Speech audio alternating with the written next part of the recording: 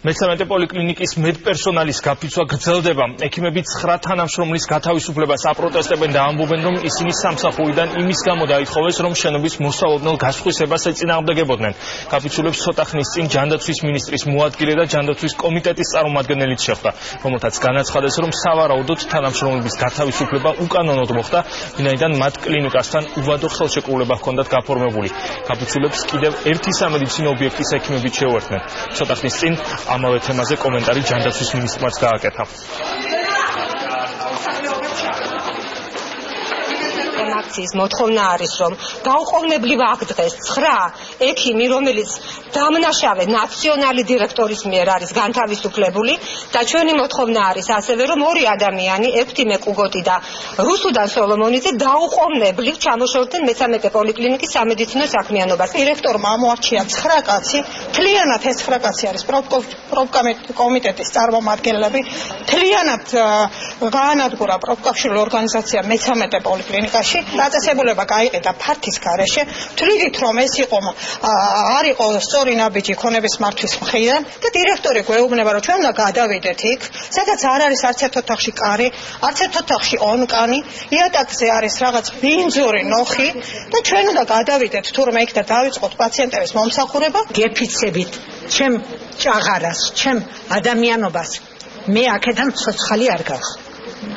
იმიტომ რომ მე კედელიც კი მიყვარს. როგორ შეიძლება ეს ამისანა ახალგაზრდები გაანთავისუფლოს და მე ბებერი დამტოვოს? მარი გარკვეული ორგანიზაცია, რომელმაც აი ზუსტად რომლის ხელდასმითაც იმყოფება ბატონი ექვთიმე კუგოტი აი ამ ჭერქვეშ. დავიწყებთ დღეს გამაფრთხილებელი აქციით, ხვალ უკვე ფართო გაფიცვა იქნება. მე კომენტარს სანამ ჩემი დაფუძნებლები აიხსნებიან ჩვენთან ერთად მე კომენტარს გაიგეთ ისას. ისანაც ვისაც ესურვებ ვიღაც კითხებს. ვის გამოგიძახა? ვის მოგიყვანათ, ვის მოგიწვიათ? ანუ თუ გასულ გაგზავნებთ.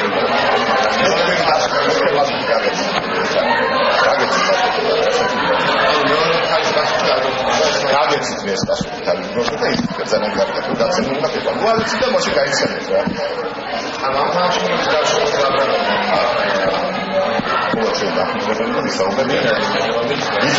ძალიან კარგად იცით ვის არის. თბილისის მთავრობა თბილისის მერია და კერძო პირი. ისაც მიგიდეს ეს. ადამიანების დიდ ნაწილს ჩვენ შესაძლებლობის ფარგლებში მთელი ზამთრის განმავლობაში უხდიდით თანხას. მთავარი მიმართულებები, მაგალითად ინფექციური სნეულებები, გაჩერებული გვაქვს პროექტი, გვაქვს ბიუჯეტი, გვაქვს პროექტი და რემონტს ვერ ვიწყებთ, იმიტომ რომ არიან შეჭრილები. მეორე მიმართულება, ონკოლოგიური პაციენტები, ბავშვები, რომელსაც ჭირდებათ პალიატიური მოვა. გვაქვს პროექტი ესეთი ჰოსპისის გაკეთების, გვაქვს ამისი თანხა და შენობაში შეჭრილები არიან სოციალურად დაუცველები. დავით ქაშიაშვილი ამ წუთებშიც მეცამეტე პოლიკლინიკასთან იმყოფება და ახლა პირდაპირ ეთერში ჩაგვერთვება. დავით, რა ხდება ამ დროისთვის კლინიკაში და რა ხდებოდა მანამდე? გარკვეულ ინციდენტს ჰქონდა მეცამეტე პოლიკლინიკაში ადგილი, თავად პოლიკლინიკის წარმომადგენლები, მედპერსონალი შევიდა უფროსის კაბინეტში, სადაც საკმაოდ ხმაური გამოიწვია მათ კაბინეტში შესვლა. ხელმძღვანელი ჯერჯერობით კომენტარს ისევ არ აკეთებს, ადგილზე მოსული იყო ვითარებაში გარკვეულად ცდილობდა ჯანდაცვის მინისტრის მოადგილე და ასევე ადგილზე იმყოფებოდა პარლამენტის ჯანდაცვის კომიტეტის წარმომადგენელი. ანტისანიტარია. თურმე ჩვენ ყველანი ბატონი ექვთიმე კუგოტის მონა უნდა ვიყოს.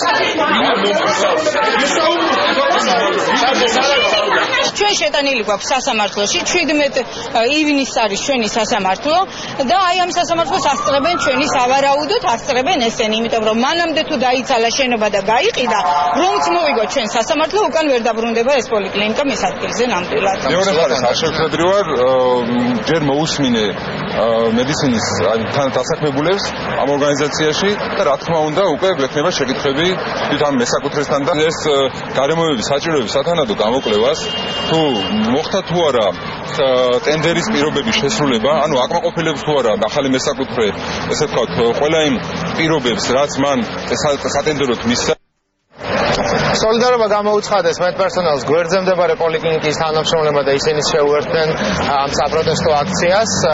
შემთხვევის ადგილზე, როგორც მოგახსენეთ, მოსული იყო ჯანდაცვის მინისტრის მოადგილე, რომელიც მედპერსონალთან ერთად იმყოფებოდა იმ შენობაში, რომელშიც ექიმები უნდა გადაიყვანონ და უშუალოდ მინისტრის მოადგილემ ექიმებთან და მე-13 პოლიკლინიკის ხელმძღვანელთან ერთად დაათვალიერა ფართი, სადაც პოლიკლინიკის ექიმებს გადაყვანას უპირებენ, როგორც ექიმები და ასევე მინისტრის მოადგილე აცხადებს, ფართში არ არის მოწყობილი ინფრასტრუქტურა და კვადრატულადაც ის საკმაოდ მცირეა.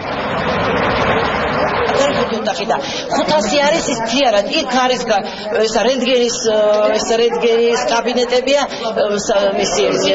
სამკურნალო ფიზკულტურის ბიოქიმიური ლაბორატორია ფიზიოთერაპია ის ხალხი სად მიყავს ჩვენ ისედაც ორ-ორი შეხვდათ კაბინეტებში აღავთობის მიღება წარმოუდგენელია მე ესე ვთვლი არავითარი სანიტარული პირობები არ არის ელემენტარული წყალი არ არის არსად ვერია უნდა იზრუნოს იმაზე რომ მოსხოვოს მიზეს გაასწრისა ეს შეფასებები მოსხოვოს ელემენტარული სტანდარტული პირობების შექმნა რომ ექიმს შეეძლოს პაციენტის მიღება და ალბათ შემდეგ უნდა დადგეს საკითხი იმ ფაქტის გათავისუფლებას. ის განმავლობაში მხარეებს შეხვდებიან როგორც ჯანდაცვის სამინისტროს წარმომადგენლები, ასევე პარლამენტის ჯანდაცვის კომიტეტის წარმომადგენლები. რამდენიმე წუთის წინ განცხადება გააკეთეს ქონების მართვის აგენტოში. შენობა წარმოადგენს კულტურისა და ისტორიის ზეგს და შენობა არის იმ მდგომარეობაში, რომ სალიცენზიო პირობას ჯანდაცვის კუთხით ვერ დააკმაყოფილებს, რომ პაციენტების მისვლა პრინციპში ჯანდაცვის სამინისტრო შევიდეს, არის აკრძალული და კულტურული მემკვიდრეობის ძეგლებზე სარემონტო სამუშაოების განხორციელებას ბევრი პროცედურა ჭირდება. აქედან გამომდინარე მიღებული იქნა გადაწყვეტილება, რომ არ გასხვისებული იყო შენობა, კონკრეტულად ამ მიზნიდან გამომდინარე და გასხვისდა შუა ქალაქთან ერთად მეორე ბავშვთა მე-13 პოლიკლინიკასთან ერთად ინვესტორი ახორციელებს მოლაპარაკებებს იქ მოიჯარეებთან, როგორც ჩემთვის ცნობილია ეს იჯარები გაუქმდა და შესაბამისად რა ფართის დაჭირდება, რომ განთავსდეს პოლიკლინიკა და სრულად იფუნქციონიროს, აღნიშნულ იმ ფართს გამოუღოს. მე-13 პოლიკლინიკის ექიმები აგრძელებენ პროტესტს, მათ დღის განმავლობაში არ მიუღეთ პაციენტები. ისინი აცხადებენ, რომ იმ შემთხვევაში თუ ახლოს მომავალში არ მოგვარდება მათი პრობლემები, გააგრძელებენ პროტესტს და როგორც ჩვენთან საუბარში აცხადებდნენ, ხვალ უკვე რუსთაველის გამზირზე, იქ სადაც ახლა გავარ, გამოვლენ გასვლიან კარებს და დაიწყებენ შიმშილობას. ეს დავით ხაშიაშვილი იყო. ვიდრე სპეციალისტი